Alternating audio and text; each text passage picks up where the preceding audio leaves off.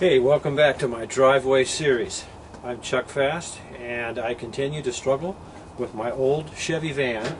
If any of you have watched any of my previous vids, I had to replace the camshaft, and from there I realized that I had a problem with a number 4 hole and ended up replacing a piston in chassis. Anyway, those vids are elsewhere. Now I'm going to do a starter drive. First thing I do is unhook my positive cable, which is something else I replaced recently. It's a very thick one. This solved some hard starting problems I've been fighting for years in this old girl. Nice brand new thick starter cable. Can do wonders on these Chevys like this where the cable is so long. Okay, I'm in the process of jacking this thing up, which I can do with my foot here as I talk. I'm going to get my van up in the air and get some jack stands under it, and then we'll crawl underneath and start unbolting the starter off this small block Chevy that I've had in this van for over 20 years.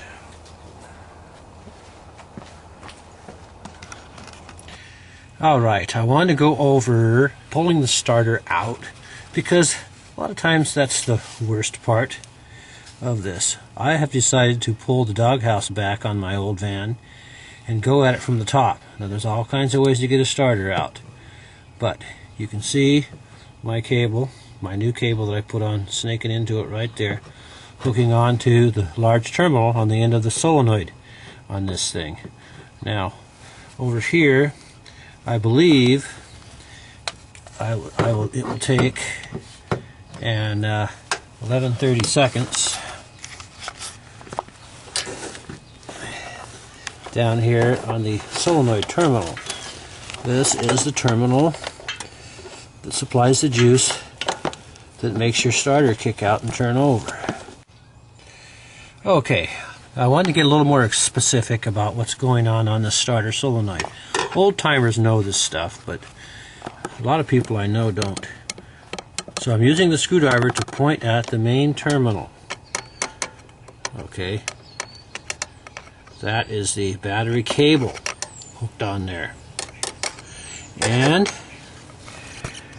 there will be more. There's another one. The main wire that feeds the system is hooked on this also. Sometimes that wire is hooked on up by the battery instead of at this end. Now over here, I've got tape hanging out. I'm going to fix that. I've got old tape that is obscuring things. Old hard tape, so we'll retape that with some better, newer, more modern type tape that stretches on there. Anyway, that's the solenoid terminal right down there. I believe 11-30 seconds will take that nut off, and this is the wire that causes the starter to jump out and turn over, and the starter drive, I should say, which is what we're working on today. And this on this starter is a 9/16 nut, but sometimes they're 5/8. So I'm getting the wires unhooked from up above, and then I'm just going to drop the starter down. Also, I don't know if you can see it. Let's see if I can get my screwdriver on here. There's a bracket right down here that's bolted to the end of the starter that also holds the starter in place. I will have to take that loose. Some people leave it off, but when you do, the starter will wiggle a little bit. It can cause alignment problems, so I've always ran the bracket on mine because my engine turns over hard because I run a lot of timing advance in it. Alright, so I'm going to go ahead and take these loose. Okay, so I have those wires off now, and I need to get the bracket off, and that is, I'm going to go, the easiest way for me is right here where it bolts into the block. Right underneath the spark plug where you can see. 1/2 inch takes that off. So I want to get that off of there, and then the starter will be free for me to go underneath and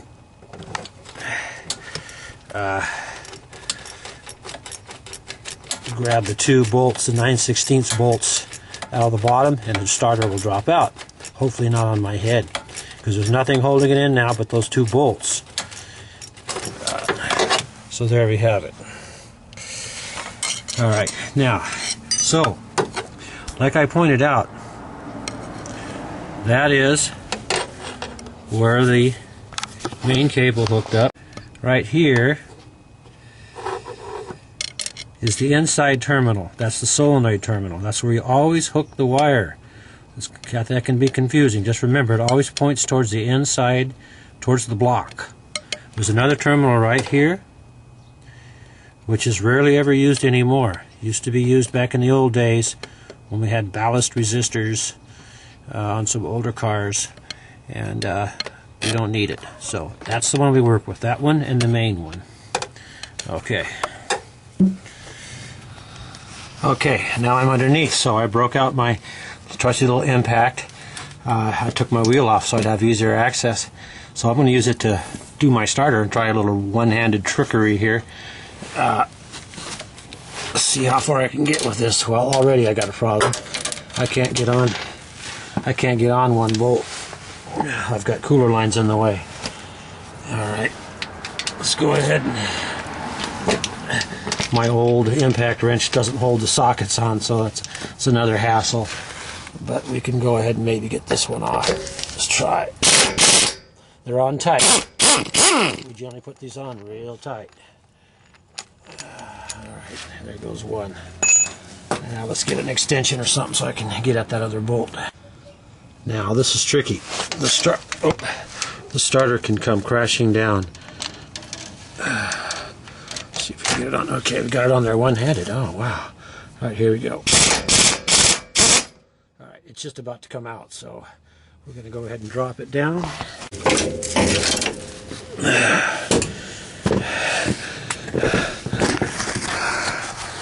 Okay, starter comes down, and that spacer that fell out with it. Let's pull the stuff out and take a look at it. Okay, now it has actually been a while since I have torn into one of these things, but here it is sitting in my driveway, and that's the whole idea behind. Okay,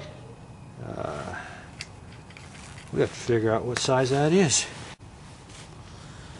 So let me get the bracket out of the way. My starter is fairly clean because I've been chasing leaks around the old van ever since I started doing all the major work to it. Still have not accomplished that one. I don't think I want to make a video about the leaks that have plagued me since I started doing all this work on the old van. So I can wipe off some of this, get it out of the way, clean things up a little bit. And a lot of people say, you know, what about fixing the starter drive? They go, what is a starter drive? Well, that's kind of what this video is all about. We're going to find out what a starter drive is and why I'm replacing it instead of the whole entire starter. My starter turns over great. Now, here's a number on the back. Here's a number on the side. I'm going to need that number, I've been told. It used to be you just go out and grab a starter drive. In the old days, a lot of us would replace these things when they went bad if the rest of the starter was still good. Nowadays, it's just, you know, throw away and replace. That's the way all society seems to have become.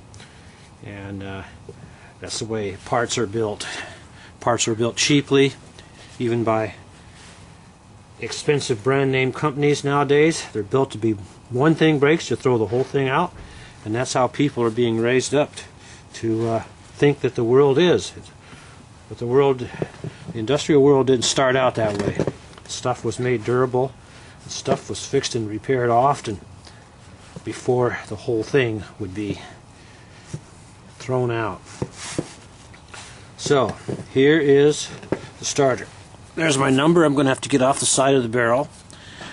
There's my connections to the solenoid.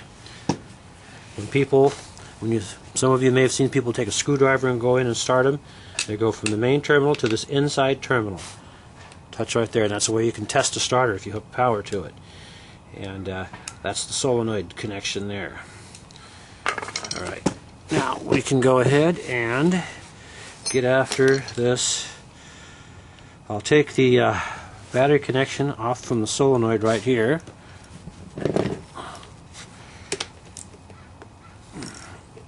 It's on there nice and snug too.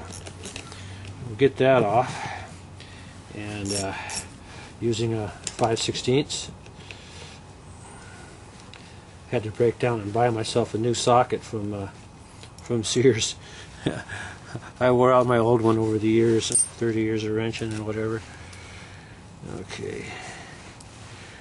Alright, now we're going to go ahead and get these two solenoid bolts out here. And this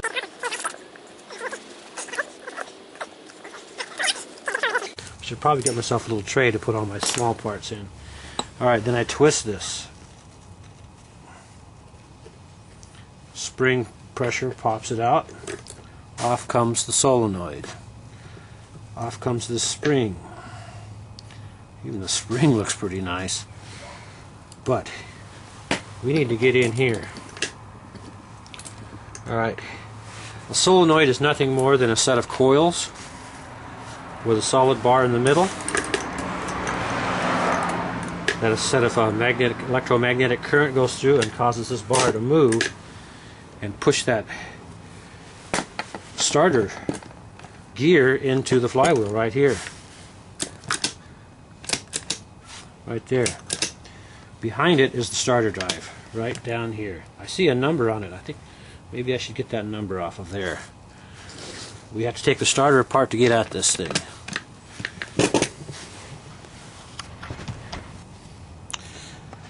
Okay, now at this point, before I call in the part, and I've taken the number off the barrel, this is a Delco Remy starter, 199847884E292. I owe it to myself to get inside here and take a look at the whole starter and just see what all I have to deal with here. The one with the stud always goes in the top because that's your bracket stud. Pull it out. And then we have the other bolt here, which holds the nose cone. It goes through and holds the backing plate and the nose cone all together. So, alright, so there goes that. I can pull this off and we'll see the base of the armature underneath here. Okay, and there's a bushing right there we want to look at. See, this starter's got some miles on it. Alright, now that immediately shows your brushes, your brush assembly here.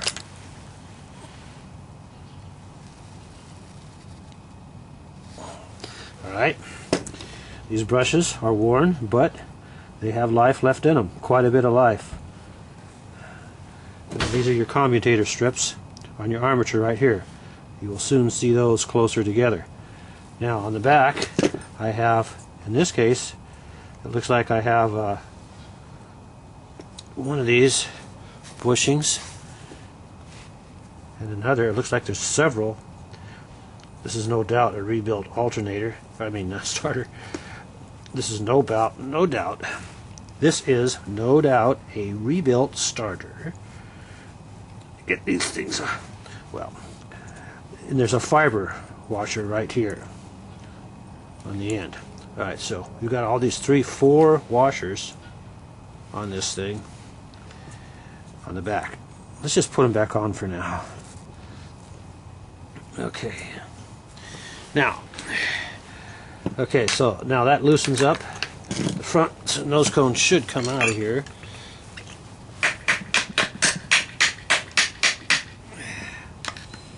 Get that thing loose. Yeah. Right.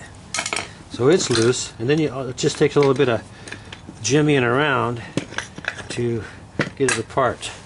So there we have the nose cone. A lot of times these have been known to break on big blocks. People have to replace these things. So it's good to know how to take them apart sometimes, because sometimes that's your only problem. There's a little bit of wear on the fork here, but not too bad. Sometimes those can be pretty bad on the fork. Got a little bit of grease in there, but not bad. Okay. So, and then there's this bushing on the front, and that's something to be concerned about.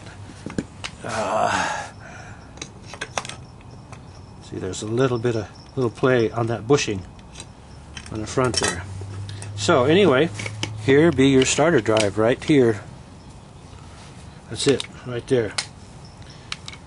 And they are the ones that get weak over time. If it's the spring, it looks crooked. This looks crooked, I don't know. But anyway, this is it. This is the animal I'm after right here. Should I show how to take it apart? Yeah, next I should show how to get that off of there. Okay. Okay, here it is. It's winter out here in Portland, late January. It's been in 40 and it's going to be dropping down into the 20s here by the time we wrap this up.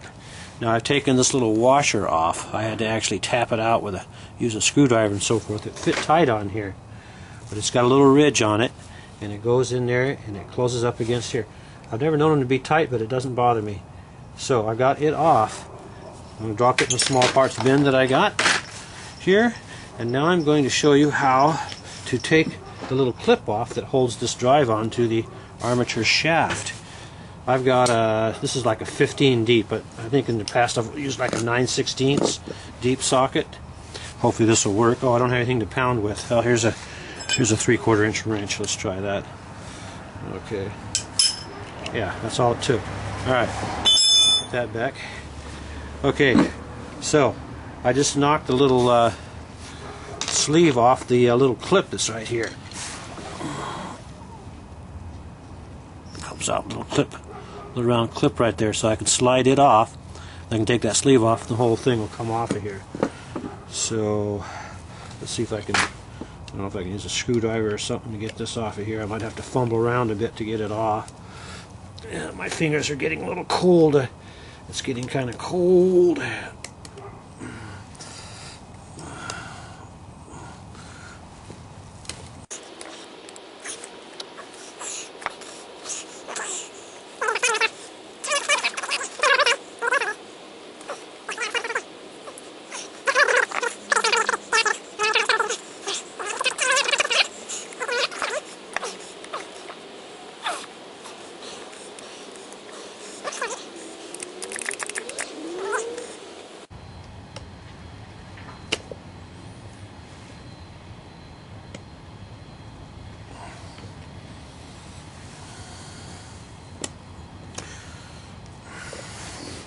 Alright, so I managed to get this loose without stabbing myself. That's nice. I find that the older I get, the more I injure myself when I'm trying to do everyday things. I hate it. Drop things, break things. Alright, so we're getting it off of here. Alright, it's off. Looks like that. Into the small parts bin. Okay, slides right off. This one says Marks 1. It says 5 roller on it. I don't know what that means. See the spring pressure? I don't know if that's what it is. The spring gets weak. I'm not sure why these things stop working right. Okay. Oh, I should let that part see. That's the inside piece where the clip went in right there. Alright. Okay, this slides. Slides on the bushing here, and this bushing has quite a bit of wear on it.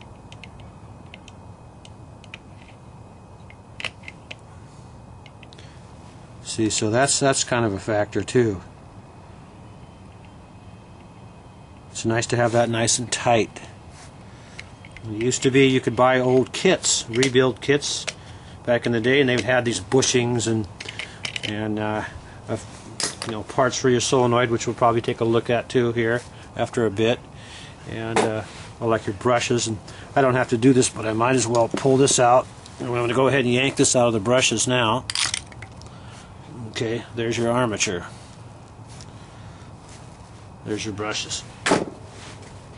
So what I like to do here is on these commutator plates, I like to clean off between, just get something sharp and go between each plate and get the grit and stuff out of there and clean that up a little bit. Okay, now it's time for a commercial break. All I need to do is like find like an advertiser or something that I can stick in there. Okay. Okay, I just called it in and I was quoted price of $14.99, which is less than other prices I was checking earlier, up to as much as $30 for this unit. So we're going to go make sure that everything's correct, and if I can get this unit for $14.99, I'll be happy. Now, to get a good starter, big starter, it'd probably be around $50 or so, give or take. I know there's some for like $39. I wouldn't buy one of those rebuilt starters. I want one that really turns over good. Okay, so it's now starting to get dark and cold. My nose is running, and I've had to get some light out so I can see what I'm doing here. I'll just get everything put away, and we will get the part and continue on with this another day, maybe tomorrow, if it's clear out, and see if we can't get this all back together and get her fired up later. Well, now, as the hour gets later, I mentioned something about rebuilt starter kits from the old days. I'm looking up on my shelf. Here's an old box, quick start. It says on here, this is a GM starter repair kit number 525, 55 through 85. So I don't know if this outfit is still around selling this. National Quick Start Sales, Wyoming. But I look in here, and here's some instructions, and here's some small parts. Let's see what we have here. I see there's some leftover parts from previous. I probably used some of this stuff in a starter many years ago. There's one of those fiber washers that we saw on the end of the armature. Looks like we have 4 good brushes. Now let me take and stick this. They go right in there. When I stick this up against that one, I see that these are pretty close to the same size. These are not that heavily used. So I'll hang on to these brushes for another day. A new one of those washers that holds the clip. Here's another one of these. Now, it used to be in the old days, see, this is that spacer I took off that went right here. Some starters, they didn't use this spacer. This bolted directly up to the solenoid. That was how you could tell if you had the smaller starter, the less powerful. They had smaller field coils in it. So supposedly this would be the more powerful starter here. Alright, what else we got? Some screws. Looks like we've got bushings. We've got three bushings here. I was complaining about bushings. What do we got? Aha, see, that one goes in there. Let's see how that would slide on here. Now see here. Okay, there's the bushing that goes in the nose cone. There's still play. I don't even know if that's a big deal or not. Anyway, we'll look at this a little later. Now, here's a bigger bushing. This is the one that would no doubt go back in here. Let's see how that fits on here. Oh, there's plenty of room on that too. Bushings, I guess I don't think I have a problem with bushings. Okay, so I'm glad I found these little items just to give me a clue as to just how tight things normally are on this stuff. Alright, so what else should we do here before we run out of temperature and out of light? Here is the solenoid. Again, it simply pushes the starter drive gear into the flywheel to turn the motor over. There's a few things that hold it together. Do we have anything handy here? We can go to work on this. Let me get a few sockets together, and we'll go ahead and take a look at this.